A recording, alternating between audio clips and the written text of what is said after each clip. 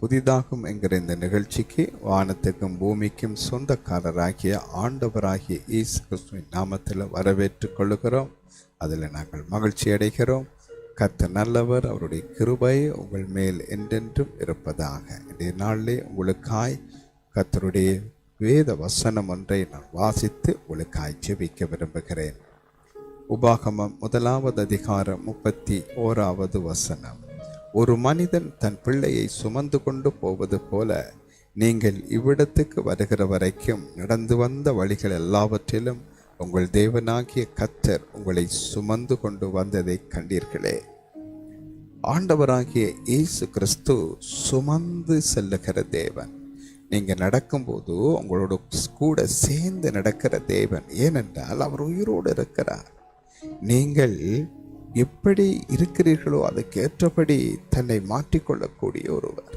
அதாவது நீங்கள் நடந்து செல்லும் போது உங்களோட கூட நடந்து செல்லுகிற தெய்வம் என்று வேதம் சொல்லுகிறது.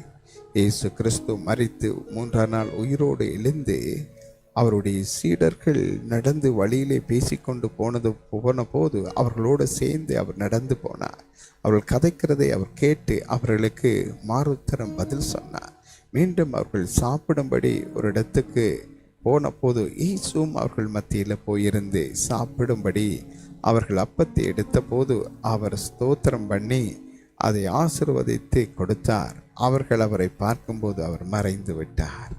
இப்படியாய் தேவன் மனிதர்களோடு கூட நடக்கிறவர், மனிதனோடு கூட நடந்து பேசி கதைக்க விரும்புகிற ஒரு தெய்வம்.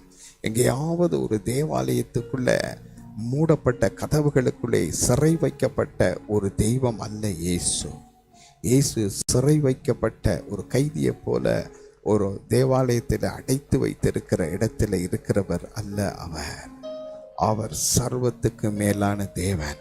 மனிதன் வாரத்தில் ஒரு நாள் போகிறான், தேவாலயத்தை திறக்கிறான், அங்கே இயேசுவே என்று சொல்லுகிறான்.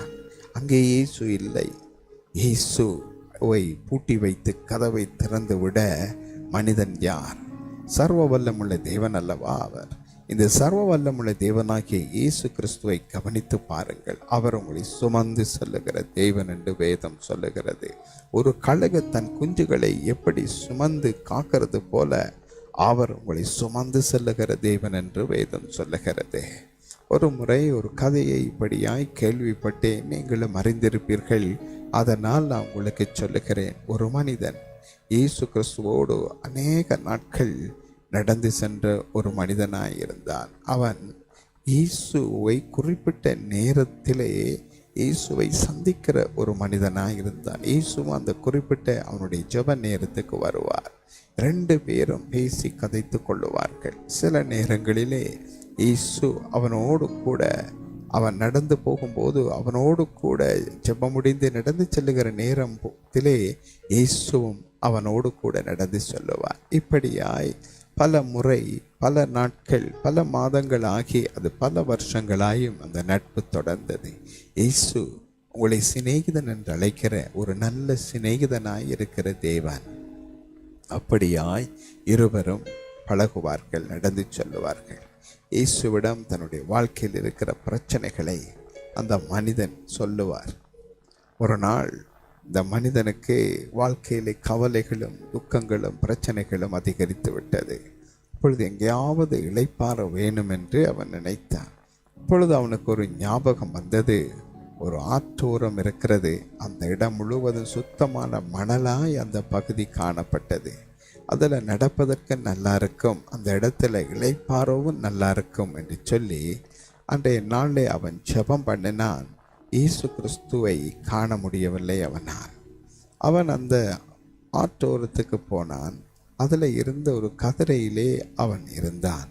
இருந்து இயேசு இன்றைய நாளில் வரவில்லையே, என்னுடைய வாழ்க்கையிலே நிறைய பிரச்சனைகள், யாரிடம் சொல்ல முடியும்?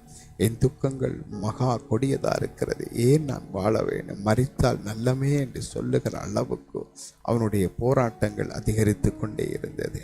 இவ்வளவு நாளும் என்னோடு கூட பழகின இயேசு இன்றைக்கு இந்த ஆபத்தான நேரத்தில் அவர் என்னுடைய வாழ்க்கையிலே கூட இல்லை என்கிற ஒரு கவலையும் ஆதங்கமும் அவனை வாட்டி வதைத்தது. அப்பொழுது இயேசு வந்தா என்ன, வராவிட்டால் என்ன, நான் நடந்து போகட்டும் என்று சொல்லி அந்த ஆற்று ஓரத்திலே அவன் நடக்க ஆரம்பித்தான். அந்த மணல்களுக்குள்ளே அவனுடைய கால்கள் பட ஆரம்பிக்க போது அவனுக்கு கஷ்டமாக இருந்த, மணல் குத்துவது கூட அவனுக்கு கஷ்டமாக இருந்தது. ஏன்டா இருதயம் அதை விட குத்தி கொண்டிருக்கிறது, வலித்து கொண்டிருக்கிறது, வேதனையும் வியாகுலமும் அவனை நிரம்பி இருக்கிறது. அவன் அப்படியே நடந்து போய் மீண்டும் தான் இருந்த அந்த கதிரையை நோக்கி திரும்பி நடந்து வந்து இருந்தான். அவன் தன்னுடைய நாடியிலே கையை வைத்து கொண்டு சோர்ந்து போய் காணப்பட்டான். திடீரென இயேசு அந்த இடத்திலே தோன்றினார். அவன் ஆச்சரியப்படவில்லை.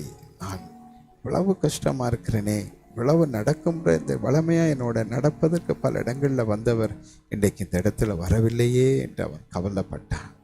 அப்பொழுது அவன் இதை இயேசுவிடம் சொன்னான். அப்பொழுது இயேசு சொன்னார், நீ நடக்கவில்லை, நான் தான் நடந்தேன் என்று சொன்னார். அப்பொழுது அவனுக்கு அது ஆச்சரியமாக இருந்தது. இவர் என்ன சொல்லுகிறார் கர்த்தர்? அவர் தான் நடந்ததாம், நான் நடக்கவில்லை. அப்பொழுது இயேசு சொன்னார், நீ இந்த ஆற்றோரத்திலே இந்த மணல் பகுதிகளிலே நீ நடந்து சென்றாய். அந்த நடந்து சென்ற இடமெல்லாம் பார், உன்னுடைய கால் தடங்கள் இருக்கிறதல்லவா, அந்த தடங்களிலே உன்னுடைய காலை வைத்து பார். அந்த அடையாளம் பொருந்தினால் அது உன்னுடைய கால். அதன் பிற்பாடு நான் என்னுடைய கால்களை அந்த கால் தடங்கள் மேல் வைப்பேன். அது பொருந்துமானால் நடந்தது நான், அந்த அடையாளம் பொருந்தவில்லையானால் நடந்தது நீ தான் என்று சொன்னான். இவனுக்கு ஆச்சரியமாய் போய்விட்டது.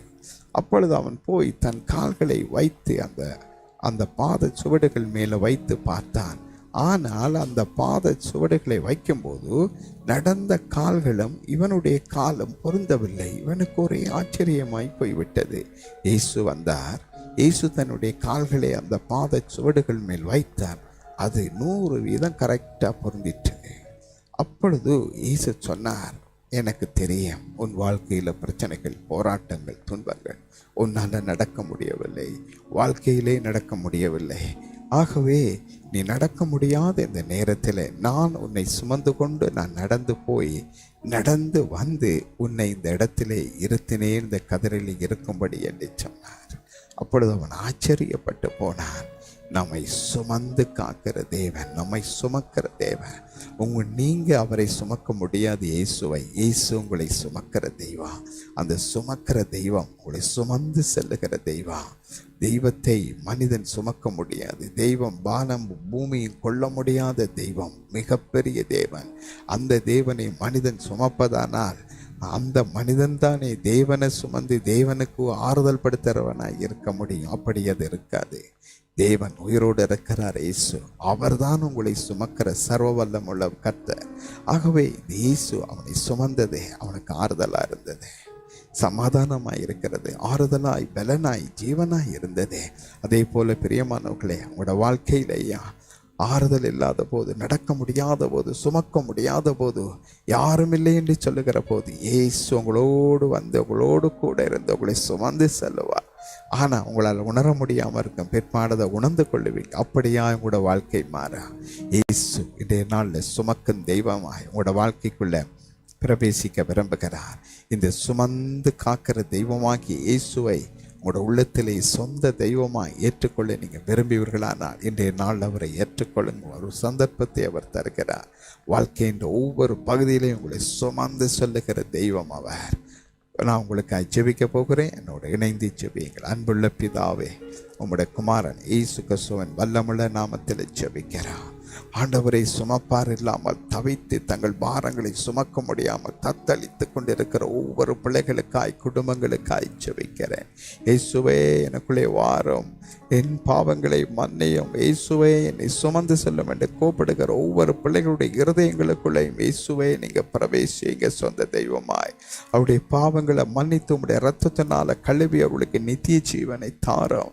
சுமந்து காக்கிற பட்சிகளை போல ஆண்டவரே இவர்களை சுமந்து கொள்ளும். ஆண்டவரே, அவங்களால சுமக்க முடியல, அவர்கள் தாங்களே தங்களுக்கு பாரமாக இருக்கிறார்கள். ஆண்டவரே, மனமிறங்கும் தெய்வமே இயேசுவே, அவர்களை சுமந்து கொள்ளும் தேவனே. ஒரு தாய் தன் பிள்ளையை சுமப்பது போல் அவர்களை சுமந்து செல்லும்படியாய் ஜெபிக்கிறேன். நீங்கள் அப்படி செய்கிறதுக்காய் நன்றி. இயேசுவின் நாமத்தில் ஜெபம் கேளும் பிதாவே, ஆமேன், ஆமேன். ஆம் பிரியமானவர்களே, இதுவரையும் உங்களை சுமந்து காக்காத ஒரு அனுபவம் உங்களுக்கு. ஆனால் இன்று இயேசு உங்களை சுமந்து செல்லும் தெய்வம் உங்களோட வாழ்க்கையில் இருக்கிறார். ஆமென். எளியோனை கண்ணோக்கி பார்த்தீரையா, பெயர் சொல்லி என்னை அழைத்தீரையா. உம்மை விட்டு எங்கோ நான் சென்ற போ